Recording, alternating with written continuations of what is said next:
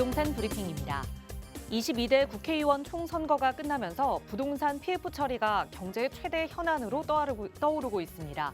전 금융권 PF 연체율은 1년 새 2배 이상 오른 것으로 나타났습니다. 서울 용산구 한남 5구역이 2,592가구로 재개발됩니다.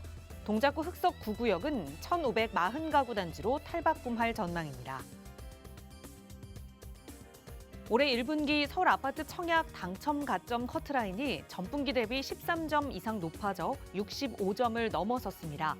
서울 아파트 분양이 줄어들고 핵심지의 수요가 몰린 탓으로 풀이되고 있습니다.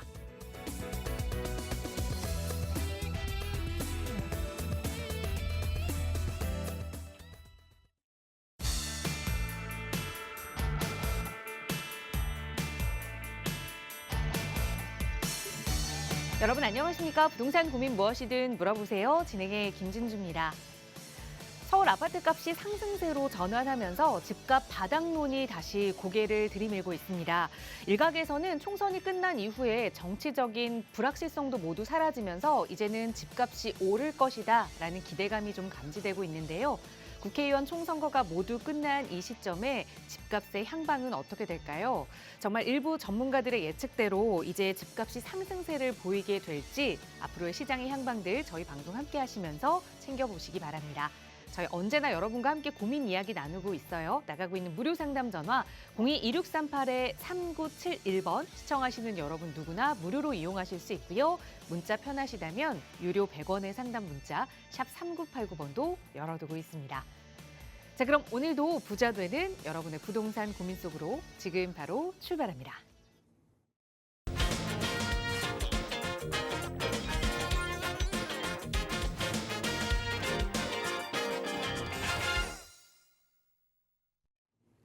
네, 국회의원 총선거가 끝나고 다음 목요일입니다. 또 많은 정치적인 이야기들도 나누실 텐데요. 또 그에 맞는 관심, 부동산과 관련된 정책은 어떻게 펼쳐질 것인가 궁금하신 분들 많으실 겁니다. 그런 고민들 해결해 주실 또 부동산 전문가 모셨는데요. 바로 소개해 드릴게요.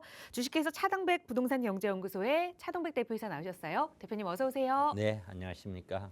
그래, 어저께 국회의원 선거가 다 끝났죠. 이게 보니까 뭐랄까요. 저는 아무래도 이 부동산 업계에 있다 보니까 지금 현재 국회의원 선거가 향후 부동산에 미칠 영향에 대해서 밤새 어젯밤에 많은 생각을 했습니다. 근데 아무리 생각을 하더라도 제 생각은 그렇습니다.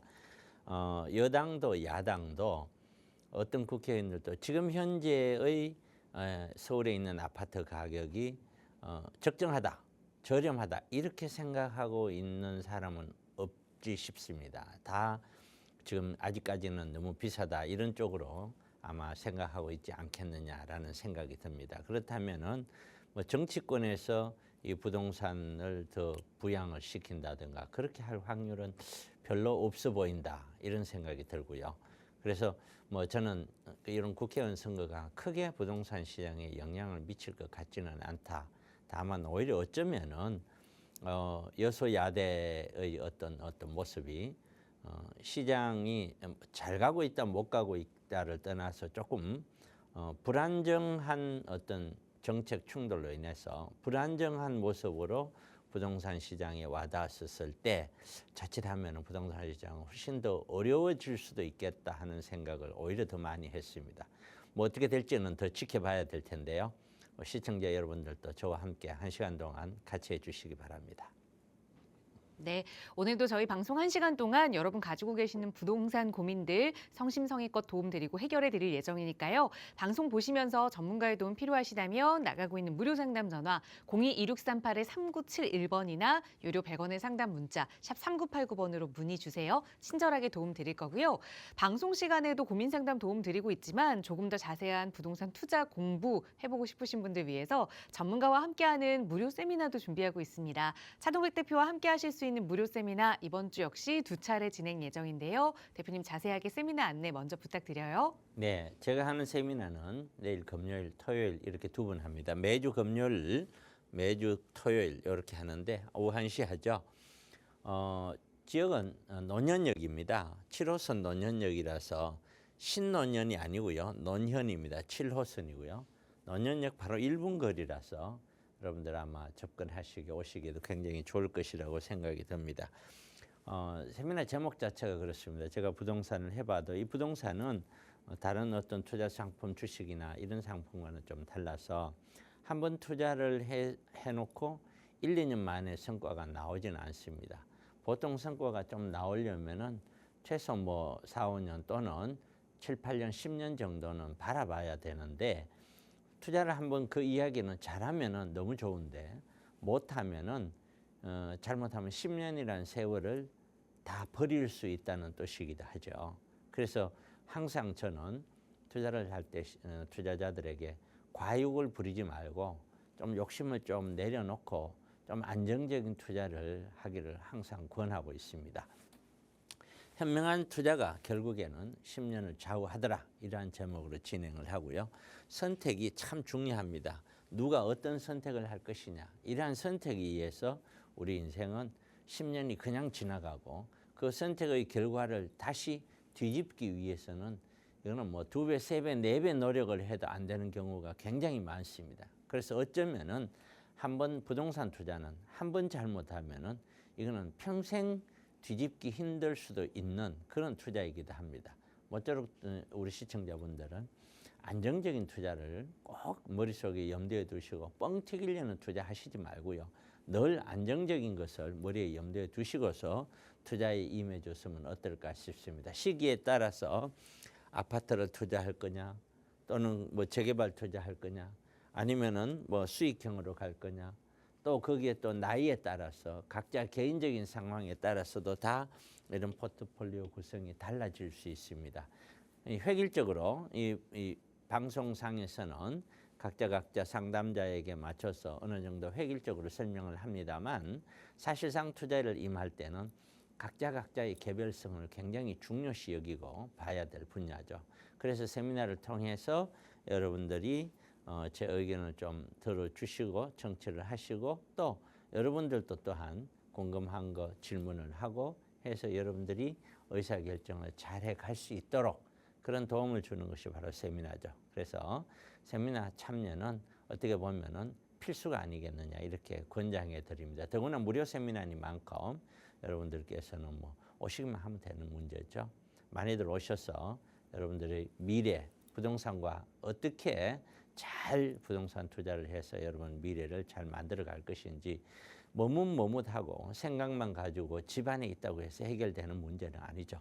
어쩌록 세미나 시간에 많은 분들 오셨으면 좋겠습니다.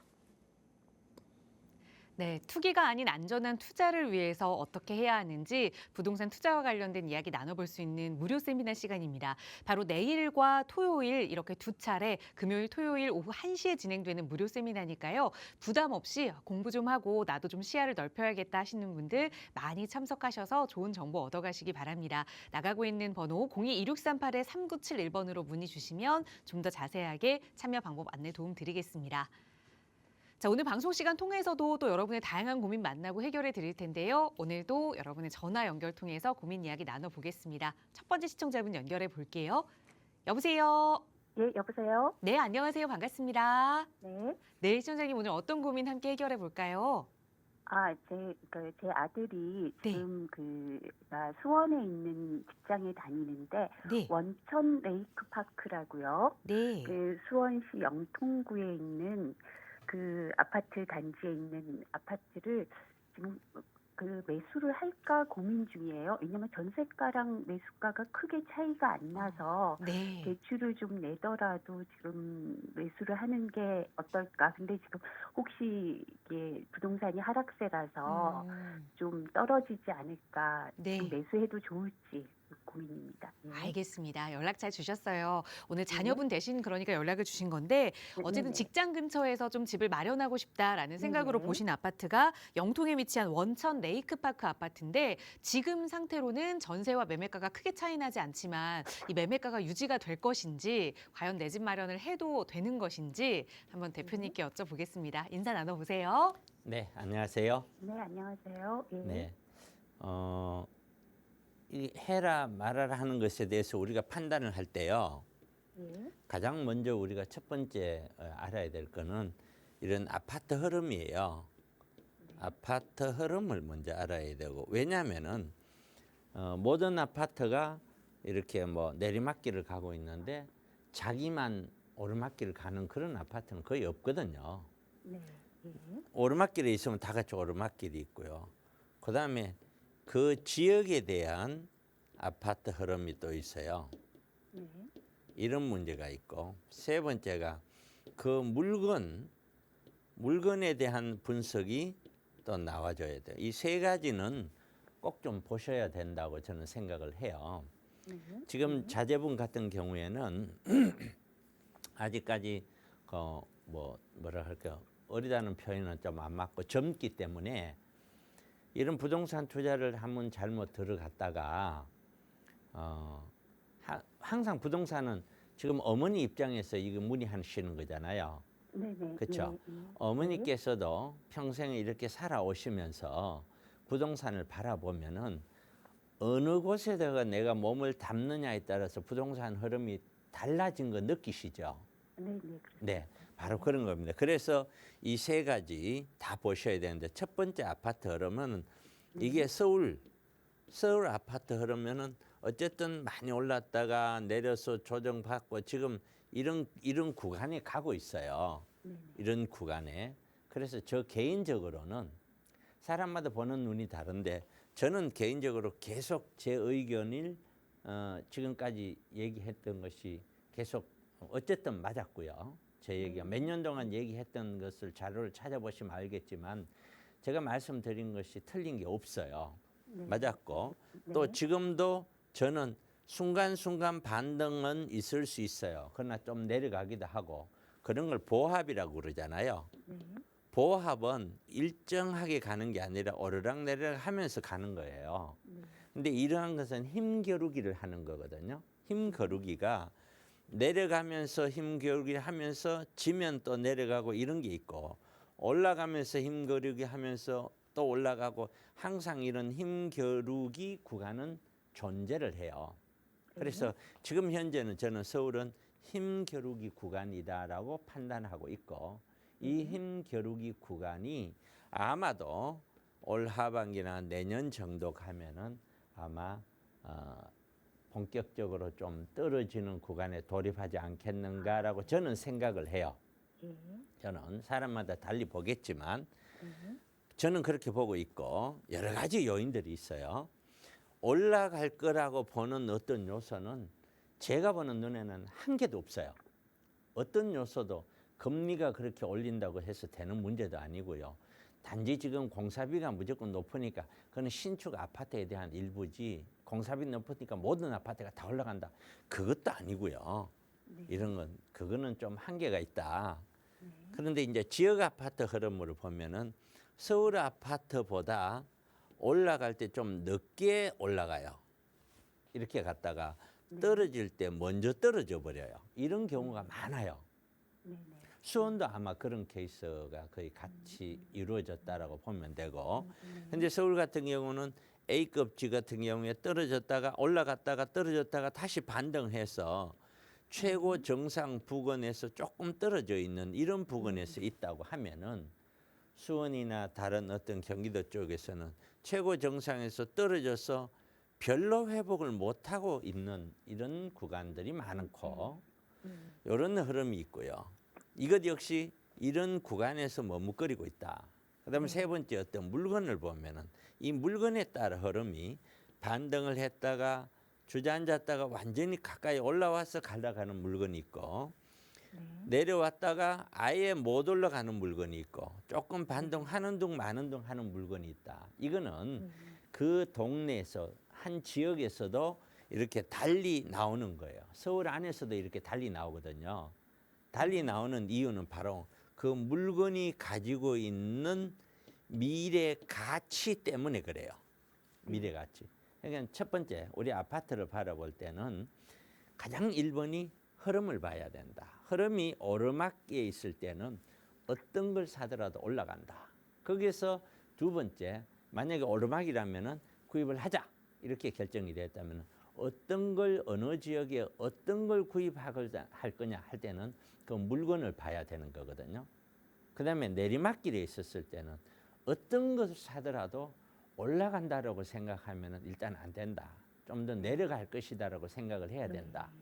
그 가운데서 구입을 하고자 한다면은 가장 그래도 내려가더라도 지금 너무 많이 내려서 더 이상 내려가기가 좀 곤란한 거 그런 것들은 좀 더 덜 내려가겠지만 반등을 할 때는 그런 것들은 또 반등이 그만큼 늦겠죠. 네. 그런 장단점을 같이 가지고 있어요. 그런데 지금 보신 이 원천 레이크 같은 경우에는 얘는 이미 첫째 입지를 보더라도 입지에서 젊은 층에서 가장 중요한 입지는 누가 뭐래도 지하철이 있는 교통이거든요. 네. 이 교통하고는 거리가 멀단 말이에요. 그렇죠? 여보세요? 아, 예, 예, 예. 네, 맞습니다. 교통하고는 네, 거리가 네, 좀 네. 있죠. 네, 네, 네, 그런 지하철이 금방 연결이 안 되고, 예, 예, 예, 그렇습니다. M버스랑 좀 연결점이 있다고 하더라고요. 예, 그렇죠. 맞습니다. 예, 혹시라도 이제 방송 보고 계시면 소리는 끄셔야 돼요. 네, 예, 예. 그래서 교통 문제가 얘는 일단 그렇게 좋지 않은 아파트다. 네, 이게. 그다음 두 번째는 그럼 이 아파트가 장기적으로 갔었을 때 얘가 부서지고 재건축이니까 아파트니까 부서지고 새로운 아파트로 되어서 거기에서 미래 가치죠. 미래 가치는 지금보다 훨씬 높아질 수 있는 그냥 재건축 사업성이 아주 좋은 그런 아파트냐? 그거는 전혀 아니다. 이게. 그러면 이 레노베이션 아파트는 얘기가 나오더라고요. 예. 네? 레노베이션 얘기는 조금씩 나오기 시작하더라고요. 네, 그래서 레노베이션을. 예, 네, 예. 그래서 이런 아파트들은 네, 잘해야 리모델링이다. 예, 잘해. 왜냐? 재건축이 어려우니까요. 그럼 리모델링 하게 되면은 돈을 1원도 안 들고 가느냐? 그거 아니다. 돈 들여야 된다. 이게. 예, 그런 문제가 있는 아파트이기 때문에 이 아파트는 투자성이 있는 아파트라고 보기는 어려워요. 네, 다만 지금 현재로 보면은 가격이 이런 아파트들은 워낙 많이 떨어졌어요. 다른 아파트보다도 더. 왜냐하면 방금 제가 설명했는 이런 조건을 가지고 있는 아파트니까 더 많이 떨어질 수밖에요. 네, 그렇기 때문에 여기서 좀 더 떨어질 수는 있겠죠. 몇천 정도는. 네, 하지만 여기 두고 1억, 2억 더 떨어질 수는 없는 거예요. 워낙 많이 떨어졌기 때문에. 그렇죠. 예, 예. 네. 그러니까 밑으로 더 떨어질까요 하는 측면에서 보면은 안정적이라고 볼지는 몰라도 네, 미래 가치 면에서는 이거는 가치가 있는 건 아니에요. 네, 이게. 그래서 이거는 네. 제 생각에는 그렇습니다. 제 생각에는 뭐 어떻게 사람이 미래를 알겠습니까마는 지금 현재 혹시 자제분이 빨리 이 아파트에 들어가야 될 상황이거나 뭐 어떤 특별한 상황이라면 차라리 이런데 그냥 전세 살아도 되지 않느냐. 전세 살면서 얼마든지 상황을 보면서 구입을 해도 늦지 않지 않느냐.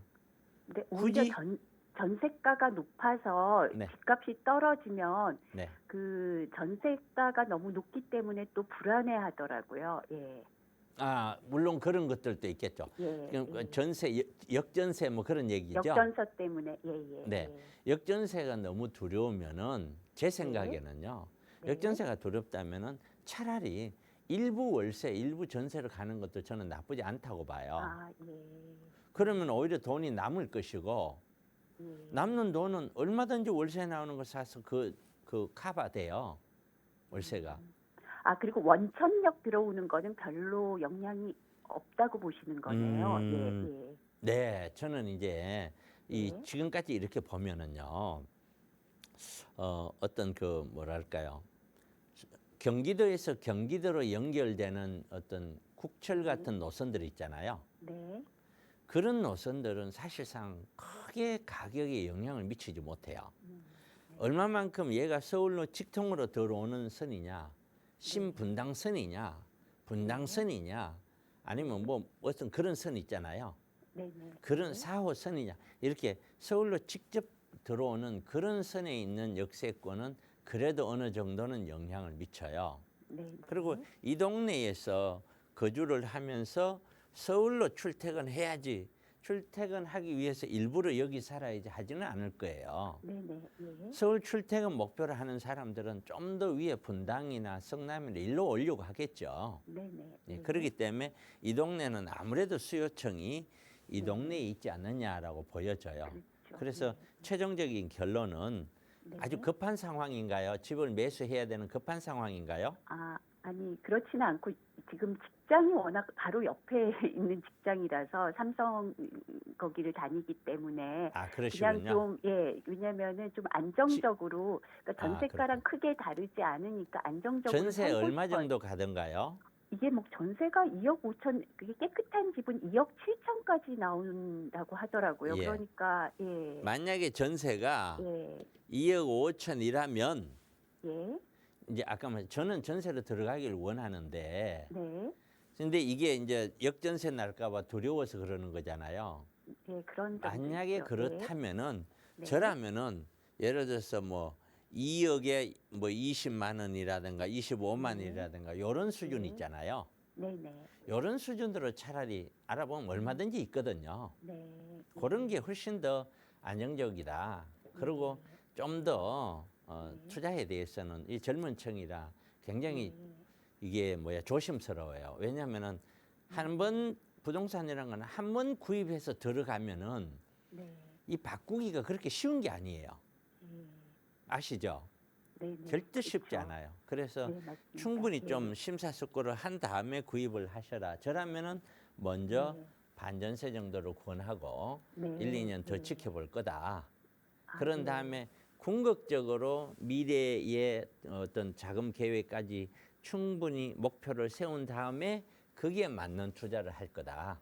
네. 그리고 거기에 맞는 투자가 적합하지 않다면 적합하지 않는 곳은 직장 근처에 전세든 월세든 거주를 하고 적합한 곳에다 투자 가치 있는 쪽에다 투자를 할 거다. 네. 저는 네. 그렇게 권장드리고 싶습니다. 아, 예. 네. 네, 감사합니다. 네, 고맙습니다. 네, 네, 감사합니다. 네. 네, 급하게 매수하기보다는 1, 2년 정도 조금 더 지켜보고 매수 계획을 세우는 게 좋겠다. 우선은 임대 거주를 생각해보자 조언 드렸으니까 잘 참고하셔서 자녀분과 미래 계획 세워보시기 바랍니다. 저희 나가고 있는 무료 상담 전화 02-2638-3971번 그리고 유료 100원의 상담 문자 샵 3989번으로 여러분 한 분 한 분의 고민 성심성의껏 풀어드리고 있습니다. 다음 전화 또 연결해서 말씀 이어가 볼게요. 여보세요.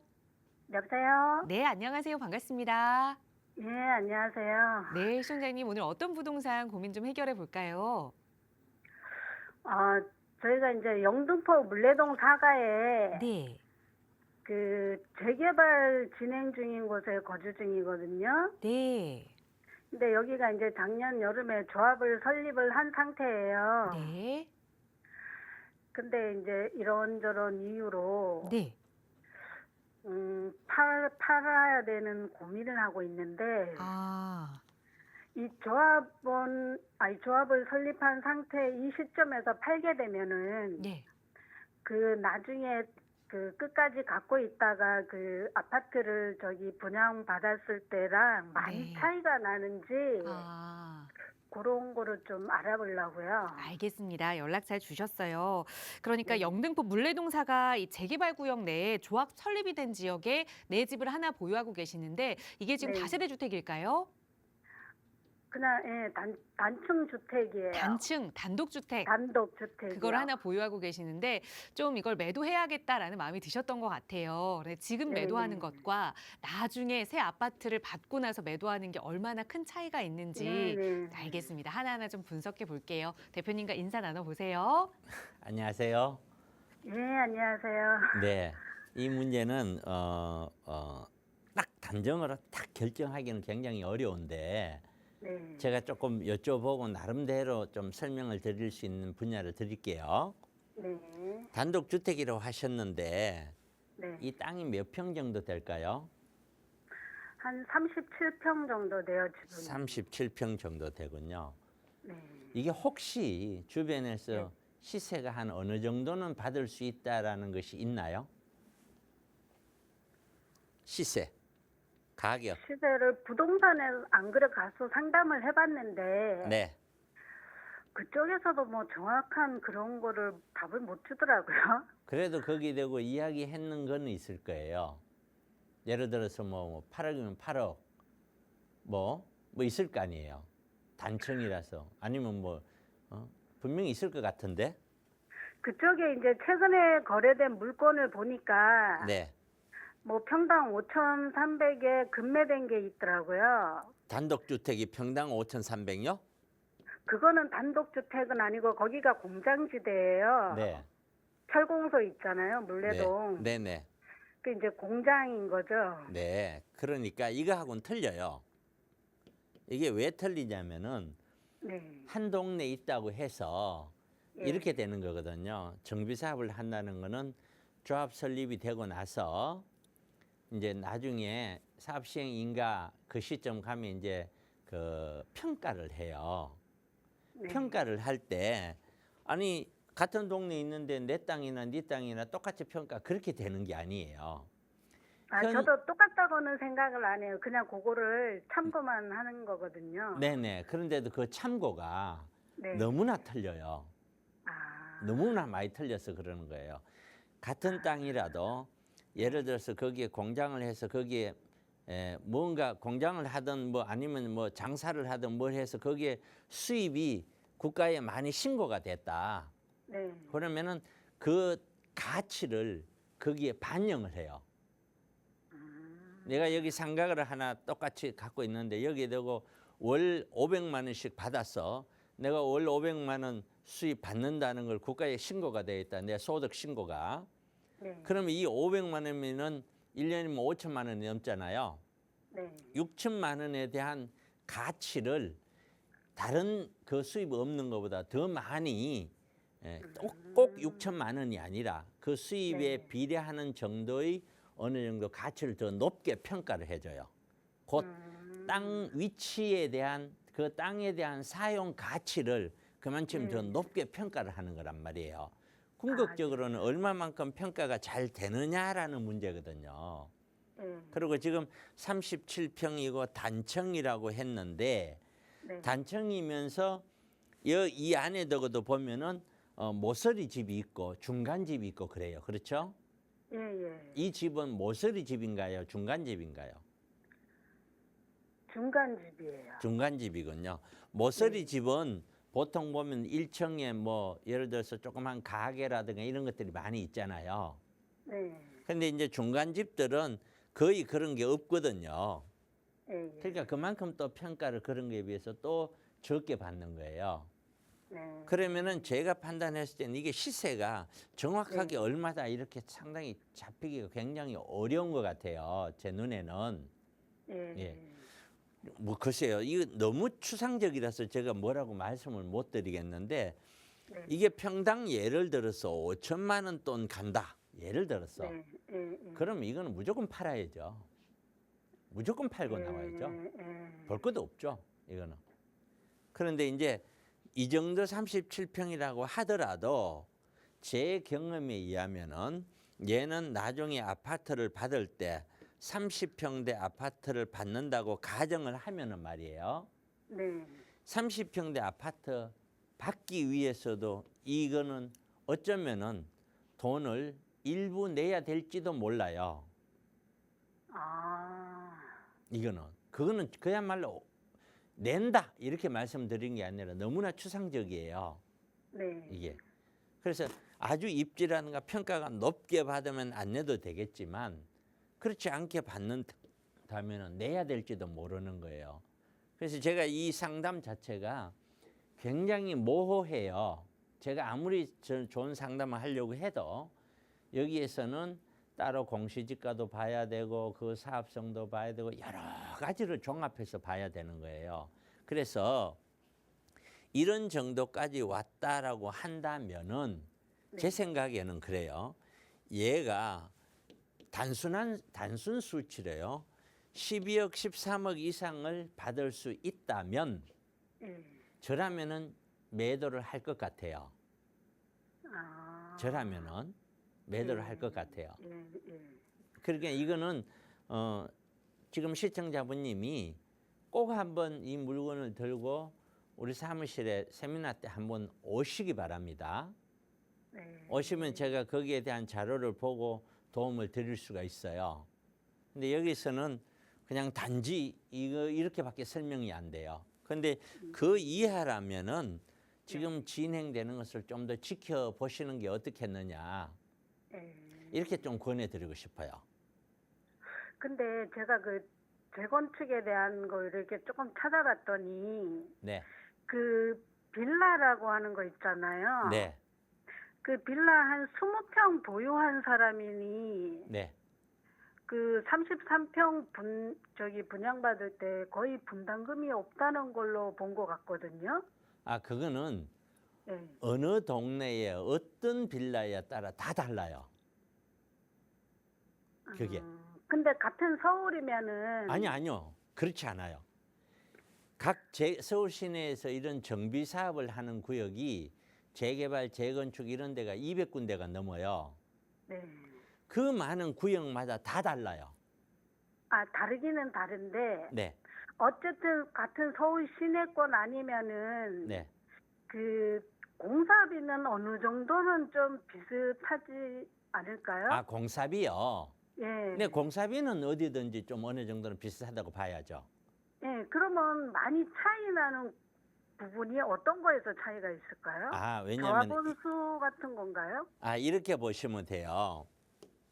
자, 제가 다시 설명드릴게요. 방송 보고 계시죠? 네네. 자, 여기 이렇게 있어요.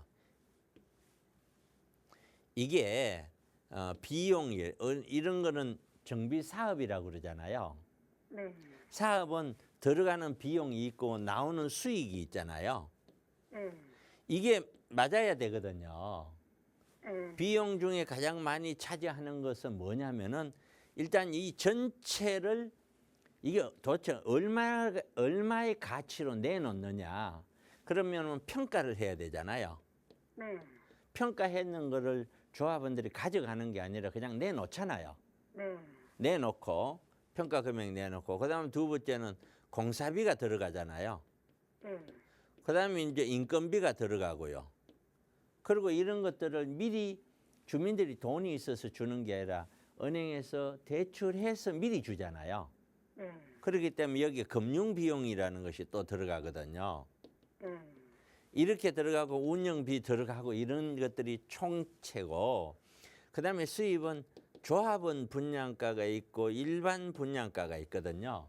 네. 이 두 개 합친 거를 총 수입이라고 그래요. 네. 그러면은 어떤 건 그러냐면 자, 지금 공사비가 높아지고 있죠. 요즘 공사비가 높잖아요. 네. 그러면은 공사비 높은 만큼 분양가를 일반 분양가를 확 높이면 분양이 안 될 수 있잖아요. 네. 그렇죠? 그럼 공사비가 높아진다 이 말은 여기에서 조합원 분양가가 부담이 더 늘어난다 이 말하고 똑같은 거예요. 그렇죠. 예. 그리고 아파트가 가격이 떨어질 때는 일반 분양가 가격도 떨어진다라고 봐야 돼요. 네. 아파트 가격이 올라갈 때는 일반 분양가가 올라간다고 봐야 돼요. 그러니까 어느 시점에서 이거를 분양을 하느냐, 그 사업지가 아파트가 막 올라갈 시점에서 이걸 분양을 하느냐, 내려오는 시점에서 분양하느냐, 그 시기에 따라서도 사업이 완전히 또 확확 달라져요. 그다음에 또 이런 평가를 다 했더니 비용이 100인데 일반 분양해 나갈 게 별로 없어. 그래서 이거 다 합쳐도 100을 만들어야 되는데 일반 분양이 30밖에 안 돼. 그러면 조합원은 70을 돼야 되잖아요. 네. 그럼 조합이 그만큼 늘어나죠. 그런데 어떤 지역은 또 일반 분양이 엄청 나와서 60이래. 그러면 조합원은 40만 내도 되잖아요. 그러니까 이게 시기마다 물건에 따라서 또 거기에 있는 사업성에 따라서 거기에 있는 내용에 따라서 다 달라지는 거예요. 그렇기 때문에 획일적으로 서울에 있으니까 이 정도 같으면 이 정도 되지 않느냐. 그하고는 전혀 달라요. 이해 가시죠? 예, 예. 네, 그렇게만 좀 이해할게요. 네. 하여튼 더 감사합니다. 요 정도 드리고요. 하여튼 예. 아까 말씀드린 대로 제가 더 도움을 드리려면은 세미나 네. 오셔서 꼭 여쭤봐 주세요. 예, 예, 감사합니다. 고맙습니다. 네, 수고하세요. 네, 고맙습니다. 네, 왜 서울에서도 이 정비 사업지마다 그 사업성이 모두 다른지 하나하나 좀 분석 도움 드렸고 또 목표로 설정하면 좋을 매매 금액까지 좀 일러드렸으니까 잘 참고하셔서 매도 계획 혹은 보유 계획 세워보시기 바랍니다. 저희 나가고 있는 무료 상담 전화 02-2638-3971번 그리고 유료 100원의 상담 문자 샵 3989번으로 여러분 가지고 계시는 고민 듣고 전문가의 의견으로 도움 드리고 있어요. 이번에는 문자 주신 사연 하나 살펴볼게요. 뒷번호 4618번 쓰시는 시청자분 사연인데요. 저는 현재 부천에 살고 있습니다. 대출을 좀 활용하더라도 서울로 갈아타기를 해보면 어떨까 고민 중인데 강서구나 영등포구, 서대문구 중에 이주 계획을 좀 세워보면 어떨까요? 라는 질문 주셨어요. 경기도에서 서울로 그러니까 상급지로 좀 갈아타기 해보고 싶다. 대출을 활용하겠다라는 문자를 주셨는데 어떻게 보세요, 대표님? 네, 서울로 들어온다는 생각에 대해서는 잘했다고 봅니다. 자, 그런데 지금 여기에 부천 쪽인데요. 부천 쪽에서 여기 영등포 쪽이라든가 양천 강서 쪽이나 이쪽을 보는 것 같아요. 그런데 가까이 있으니까 눈에 익은지는 몰라도 어차피 서울에 들어온다면은 굳이 여기만 볼 필요 있을까요? 이렇게 넓은 서울 땅이 있는데요. 이 서울 땅 전체를 봐야 되지 않을까요? 전체를 보고 나서 의사결정하기를 첫 번째 권해드리고요. 그다음에 두 번째는 자, 이렇게 들어오는 거에 대해서 제가 잘한다라고 이야기하는 거는요. 서울 들어오면 전부 다 돈을 벌고 부천에 있으면 돈을 못 번다. 그 뜻이 아니에요. 우리나라 인구 구조를 보면 이 부동산 투자가 지금 투자를 하지만 결과는 나중에 나오잖아요. 그런데 어떤 확률적으로 봤었을 때 우리나라 인구 구조가 지방으로 가면 갈수록 그만큼 인구 소멸이 더 빨라지잖아요. 그리고 1, 2인 가구가 중심이 돼서 인구가 늘어난다기보다는 소멸이 그래도 좀 더딜 수 있는 것이 부천보다는 서울 쪽일 확률이 높고 그다음에 세 번째는 서울 안에 투자를 하고자 하는 사람들은 사실 전국에 있는 사람들이 다 서울 안에 투자에 대한 관심을 가지고 있죠.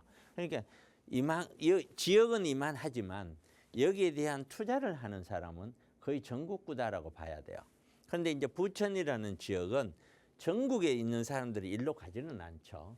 이 지역 근처에 있는 사람들이 이쪽으로 가지 뭐 서울에 있는 사람들이 부천으로 잘 가려고 하지는 않죠.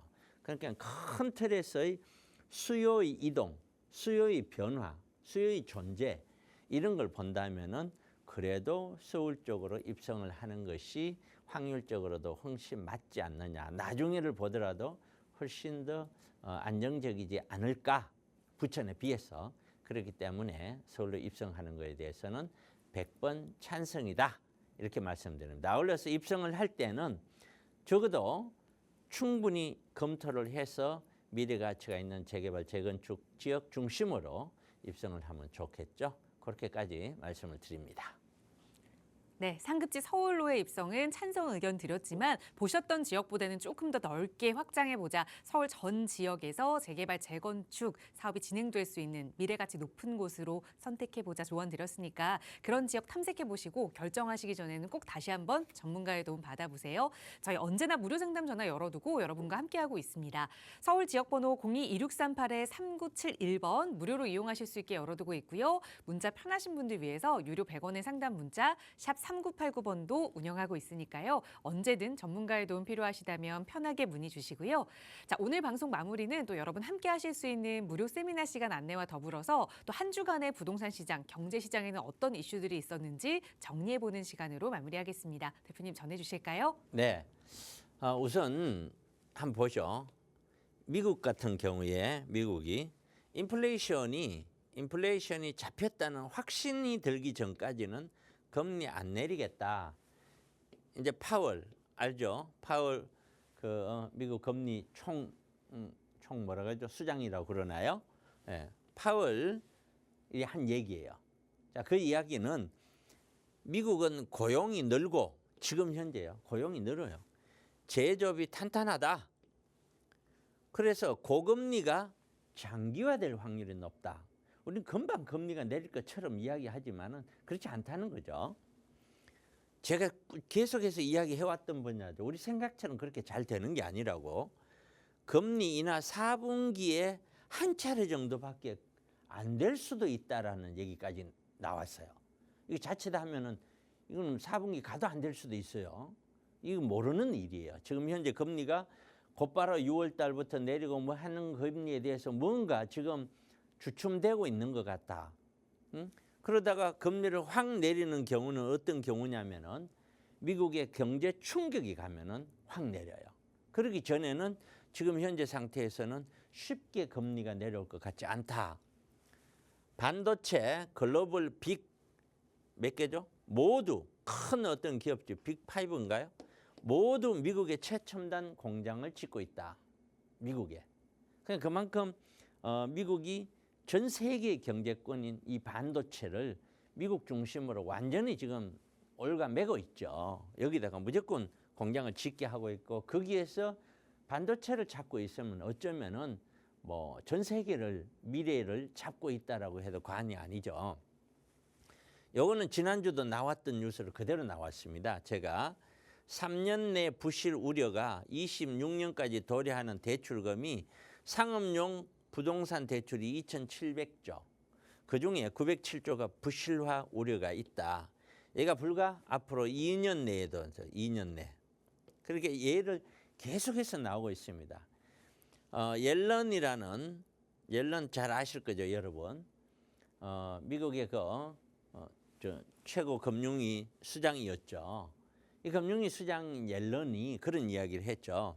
상업용 부동산에 대한 지방은행들 진짜 잘 관리해야 된다. 진짜 관리해야 된다. 얼마 전에 얘기를 한 거예요. 이 자칫하면 잘 아는데 이거 굉장히 위기에 올 수 있다. 이런 이야기를 보이지 않는 곳에서 계속 하고 있죠. 그래서 이런 상업용 부실화될 수 있는 상업용 대출. 이것이 미국은 지금 글쎄요. 쉽게 잡힐 것 같지가 않아요. 느낌에. 왜냐하면 공실이 늘어나니까 이게 대책이 없단 말이죠. 공실이 늘어나니까. 그래서 상업용 부동산에 대해서 미국이 이게 앞으로 눈에 좀 드러나고 있는 위험이에요. 얘는. 이걸 우리 눈여겨봐야 된다. 중국 같은 경우에는 역시 마찬가지로 지난주 그대로 갖고 왔어요. 고액의 부채, 부동산 시장 침체, 무역전쟁 등등으로 성장률이 5.2%가 작년이었는데 올해는 4.5%로 둔화가 예상된다. 그리고 중국의 지금 주택 공실 자체가 지금 약 한 23% 이상 주택 공실이 이루어지고 있어서 총체적인 인구도 줄죠. 총체적인 난국이다. 이것을 매일매일 뉴스가 안 나와서 그렇지 이런 것들이 터지고 나면 이제 그때 나오는 거거든요. 우리는 이 보는 이유가 이런 미국과 중국을 보는 이유가 우리나라 아파트에 직접적으로 영향을 미치기 때문이죠. 그래서 눈여겨보셔야 돼요. 이런 위험들이 다 사라져야 비로소 우리는 편안하고 안정적으로 투자할 수 있는 시기가 올 것이다라는 것이죠. 그다음에 한국은 똘똘한 서울로 투자를 하자. 원정 매입이 증가한다. 왜? 지방에 이제 가격이 떨어지고 지방에 답이 없다고 느끼니까 지방에 있는 사람들 서울에 차라리 하나 사자, 서울에 하나 사자라고 하는데 그러면 서울에서 사두면 계속해서 서울은 올라갈 것이냐? 그렇지 않아요. 서울도 그렇지 않습니다. 서울 대부분이 비조정 지역이라서 전셋값은 상승해서 갭 투자가 용이하다. 전셋값이 왜 올라가느냐면은 매매가가 올라갈 것이지 아니다. 매매가는 이제 별로 안 올라갈 것이야라고 생각을 하니까 전셋값이 올라가는 것이거든요. 이게. 그렇기 때문에 갭이 용이해졌다고 해서 이제 사면 되기면 된다. 그렇게 생각하시면 안 돼요. 아무리 용이해져도 앞으로 우리 부동산 시장에 대한 위험이 다 제거된 게 아니에요. 아직 시작도 제대로 안 했어요. 그다음에 시들해진 재건축, 재개발, 시공권 경쟁. 10대 건설사 중 7곳이 1분기 수주가 제로다. 왜 이러겠어요? 이 공사비 이렇게 내고 뭐 하고 했었을 때 미분양 될 수도 있고 위험이 너무 크다고 느끼는 거예요. 그러니까 10대 건설사 중에 7곳에서는 이런 재개발 재건축 잘못 들어갔다는 답 없어. 이거 나중에 이거 분양도 안 되고 이러면 우린 답 없어. 그렇기 때문에 함부로 들어가지 마. 공사비 이렇게 내고 할 의미가 없어. 라고 이야기하고 있는 거예요. 우리들한테. 시공사들은 보면 그렇게 보고 있는데 일반인들은 아파트 올라갈 거야. 이렇게 바라보는 건 좀 아니지 않느냐. 그래서 건설 불황이 적어도 내년까지는 이어지지 않을까. 적어도 내년까지는 이어지지 않을까라는 생각을 계속해서 떨칠 수가 없어요. 또 부연을 드리자면은 아까 서두에서 말씀을 드렸는데 어제 우리 국회의원 선거가 끝났어요. 거대 야당이 이제 탄생이 됐고 여소야대 이렇게 됐죠. 여소야대가 됐던 뭐 여대 야소가 됐던 중요한 거는 이 국정 운영 자체가 좀 안정적으로 이렇게 잘 갈 수 있느냐 없느냐의 문제인데 우리 부동산만 떼어놓고 보면은 적어도 지금 정부는 이제는 더 이상 아파트 가격이 종전 가격을 뛰어넘어서 그렇게 올라가기는 어려워. 순간적으로는 조금만 올라갔다가 내려갔다 할지는 몰라도 이것이 더 많이 떨어지는 데 대한 불안감, 이런 것들에 대한 불안감 때문에 오히려 조금씩 완화하자, 세금도 완화하자. 그리고 장기적으로 봤었을 때 어떤 뭐랄까요, 상속세, 증여세 이런 문제도 좀 완화를 해서 돈이 대를 이어서 물려가게끔 사회가 그렇게 하자. 이렇게 이제 지금 여당 입장이라면 지금 야당 입장에서는 왜 대를 이어서 물러가느냐? 이게 왜 자기가 노력하는 만큼 해야지. 그다음에 또 하나는 아파트 가격 아직 너무 비싸다. 이제 떨어지기 시작을 했는데 더 잡아야지. 이렇게 왜 자꾸 푸느냐. 이렇게 풀어가지고 그렇다고 세수 확보가 되는 것도 아닌데 세금은 세금대로 줄고 답이 안 나온다 이게. 위에서 세수 다 하고 다 만들어 놨더니 아파트 가격 이게 답이 안 나온다. 이렇게 또 보고 있죠. 그러다 보니까 이게 충돌이 일어나는데 이 충돌이 일어나는 걸 두 사람이 한 목소리를 딱 내면은 그러면 좋으냐? 꼭 그렇지는 않죠. 한 목소리 낸다고 전부 다 완화가자. 과연 그것이 정답일지, 전부 다 억세가자 어느 정답일지. 결국에는 근본적인 기조가 여당 입장에서는 완화 정책을 바꿀 수가 없어요. 그다음에 야당 입장에서는 그걸 용납이 안 돼요. 그러니까 결국에는 부동산 시장에서도 계속 충돌이 일어날 거라는 거죠. 제가 보는 눈에는. 계속해서 이러한 식으로 충돌이 일어나면은 우리 부동산 시장 좋을 게 없죠. 저는 그렇게 느꼈습니다. 그래서 향후 부동산 시장은 바닥은 언제일지 아직은 모른다. 제가 느끼는 그 막연하지만 미래의 바닥은 앞으로도 최소한 3년 가까이 가야 바닥 권역에 접근하지 않을까. 저는 그렇게 생각을 하고 있습니다. 그래서 적어도 이런 시기에는 안정적인 투자가 중요하다. 그래서 저평가 상품, 노후 대비한 투자가 주를 이루어야 되지 않느냐라는 그런 내용입니다. 그래서 우리가 세미나를 계속 하는데 여러분의 선택이 진짜 10년을 좌우합니다.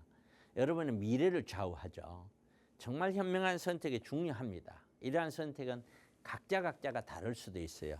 이러한 내용을 가지고 세미나를 진행합니다. 매주 금요일, 토요일 1시에 진행을 합니다. 내일도요. 접수를 받고 있습니다. 모레도 합니다. 그래서 7호선 논현역으로 오시면 되고 7호선 논현역에서 1분이면 돼요. 많은 분들 참가하셔서 여러분들 좋은 투자 하시기 바랍니다. 네, 10년이라는 기간이 이 숫자로 따져보면 정말 긴 시간인 것 같은데 2014년을 떠올려보면 언제 이렇게 10년이 훌쩍 지나갔지라는 생각이 듭니다. 앞으로 또 다가올 10년 그렇게 훌쩍 그냥 보내지 않고 또 안정적인 투자 계획 세워보실 수 있도록 부동산 무료 세미나 이용하셔서 전문가와 함께 계획 세워보시기 바랍니다. 이번 주 금요일과 토요일이니까 내일과 모레 두 차례 진행되는 세미나니까요. 참여하고 싶으시다면 저희 방송 끝난 이후에도 무료 상담 전화는 계속 열어둘 거거든요. 서울 지역번호 022638-3971번이나 유료 100원의 상담 문자 샵 3989번으로 문의 주시면 자세하게 참여 방법 안내 도움 드리도록 하겠습니다. 네, 오늘 방송 저희가 준비한 시간은 여기까지입니다. 아울러 저희 프로그램은 여러분께 보다 다양한 정보 제공하기 위해 마련되고 있습니다. 해당 부동산의 가치나 매물 가격의 상승 하락은 보장하지 않는다는 점 유의해 주시기 바랍니다. 총선거 이후로 이래저래 마음이 많이 심란하실 텐데요. 앞으로의 부동산 투자 방향 고민되신다면 언제든 저희 방송 함께 하시기 바랍니다. 저희는 내일도 알찬 부동산 정보로 여러분과 함께 하겠습니다. 시청해 주신 여러분 고맙습니다.